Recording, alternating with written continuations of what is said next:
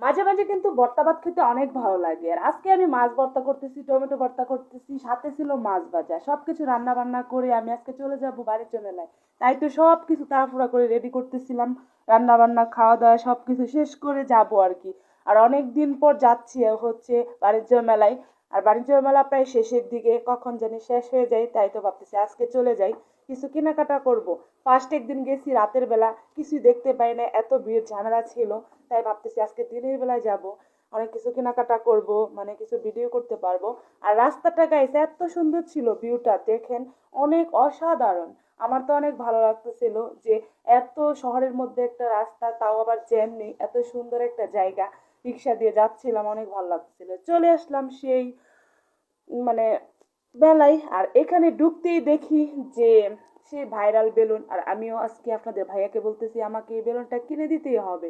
সে বলতেছে নাও, কয়টা নিবা? আমি তো দুইটা বেলুন দেখতেছিলাম আর ভাবতেছিলাম রাতের বেলা নিলে তো ভালোই হইতো, অনেক সুন্দর লাগতো। আর এইখানে এই যে চলে আসলাম ভিতরে, দেখেন ভিউটা এত সুন্দর, দিনের বেলা অনেক ভালো লাগতেছিল। মানে এসে আজকে এত ভিড় ছিল না। আর আমার ছেলে এখানেই তার বাবাকে ধরে ফেলছে যে খেলনা কিনে দাও। সে তো যেখানে যাবে সেখানেই খেলনা কিনবে। আর আমি এইখানে চারদিকের ভিউটা দেখতেছিলাম, জায়গাটা অনেক সুন্দর ছিল, মেলার সব আয়োজনগুলা। আর আমার বাবাটা খেলনা কিনে সে তো অনেক খুশি। সে বলতেছে এটাতে উঠবে, বাট পরে আর উঠে নাই, সে ভয় পাচ্ছে, সে একা একা উঠে অভ্যস্ত না।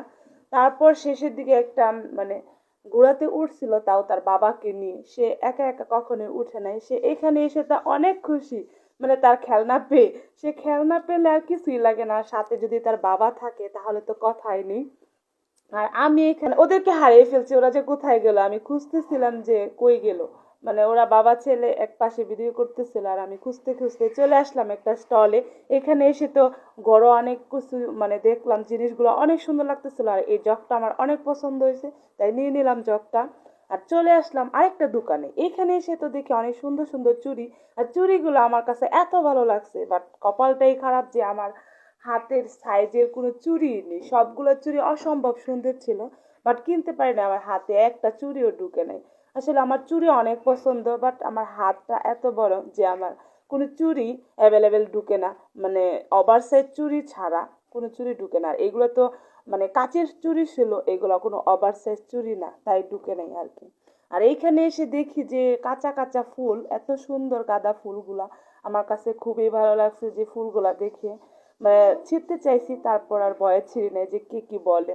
আরেকটা দোকানে আসলাম, এইখানে এসে আমার বড় ছেলের জন্য এটা কিনে তারপর একটু নদীর পাড়ে আসলাম। আর এইখানে এসে তো অনেক ভালো লাগতেছে।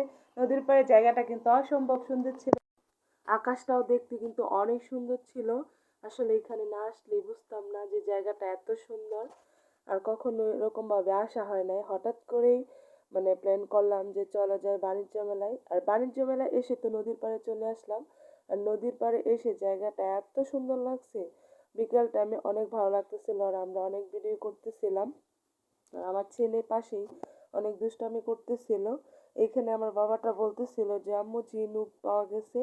তারপর আমি ওকে এটা তুলে আর কি ধুয়ে দিচ্ছিলাম, সে তো অনেক খুশি হয়েছে এই ঝিনুকটা পেয়ে। আসলে জানি না এটা ঝিনুক কিনা, একটা ছোট্ট ঝিনুকের মতোই দেখা যাচ্ছিল। সে তো এটা পেয়ে অনেক খুশি। আর আমি ওইদিকে চলে যাচ্ছিলাম, আর আমাকে বলতেছিল কোথায় চলে যাচ্ছ। আমি ওদেরকে বিদায় দিয়ে চলে যাচ্ছিলাম আর কি। পায়ের ভিতরে এত বালি ঢুকছে, হাঁটতে পারতেছিলাম না, জুতা পুরাই ভরে গেছে বালি দিয়ে। এমন একটা অবস্থা, হাঁটতে অনেক কষ্ট হচ্ছিল। তারপরে অনেক ভালো লাগতেছে এখানে এসে। মানে যারা যারা আসেন না আসতে পারেন, অনেক ভালো লাগছে এখানে নদীর পাড়ে। আসলে বিকালবেলা খোলা আকাশের নিচে এরকম ভালোই লাগে। রাতের বেলা চলে আসলাম বাসায়। এসে তো মানে রান্না বান্না তো করতেই হবে, খেতে হবে, তাই এখানে বাজি করতেছিলাম মিষ্টি কুমড়া। আর আমার ছেলে দেখেন, ছোট ছেলে বড় ছেলেকে ফেসিয়াল করে দিচ্ছে। সে তো তার ভাইয়াকে সবসময় এরকম করে যে তুমি শুয়ে থাকো, আমি তোমার মুখ ফেসিয়াল করে দেই, তুমি টাকা দিবা আমাকে, এরকম বলতেছিল। অনেক পাকনা একটা। সে এই যে দেখেন কি সুন্দর করে ডলে ডলে ফেসিয়াল করে দিচ্ছে। এটা একটা ক্রিম আর কি, এটা দিয়ে সেই গোস্ত ছিল আর কি। আর আমি অনেক কিছু রান্না করতেছিলাম। এখানে মাছ রান্না করতেছিলাম আর কি, আলু দিয়ে টমেটো দিয়ে। আর এইখানে তো মানে রান্না বান্না করতে এসছি, আর এখানে এসে দেখি যে তারা বাদাম খাচ্ছিল। আর আমাকেও বলতেছিল যে খাবা নাকি বাদাম। আর বলতেছে বাদাম খেলে অনেক ঘুম হয়। আর এগুলো হচ্ছে আমাদের গ্রামের ক্ষেতের বাদাম, বাড়ি থেকে নিয়ে আসা হয়েছিল, ওইগুলাই আর কি ভেজে আমরা সবাই খাচ্ছিলাম।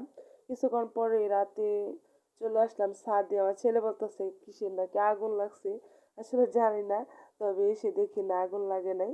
আর এই যে পাশ দিয়ে ট্রেন যাচ্ছিল, ট্রেনটা দেখা যাচ্ছে না, বাট মানে শব্দ হচ্ছে অনেক, সাউন্ড অফ করা। আমি দেখতেছিলাম যে মানে আমাদের বাসার নিচে দিয়ে ট্রেন যায় আর কি। আর রাতের সময় অনেক ভালো লাগে, দেখেন কি সুন্দর। চাঁদটাও অনেক সুন্দর লাগতেছিল, ছাদের মধ্যে এসে চাঁদ দেখতে পেলাম অনেক দিন পর, ভালোই লাগতেছে। আসলে এই চাঁদটা গ্রামে দেখলে অনেক ভালো লাগতো, তারপরেও শহরে ছাদের মধ্যে তারপরেও ভালোই লাগতেছে। চাঁদটা অনেক মনে হচ্ছে যে অনেক কাছে। ওকে, সবাই ভালো থাকেন, সুস্থ থাকেন, আল্লাহ হাফিজ। তাই ক্ষণে ক্ষণে আনমনে তোমায় শুধু খুঁজি বারবার, জানতে যদি চাও কতটা তোমার, একটু থেকে যাও এই মনে আমার, तुम जहाँ मैं मैं अगर कहूँ हम सफर मेरी अप्सरा हो तुम।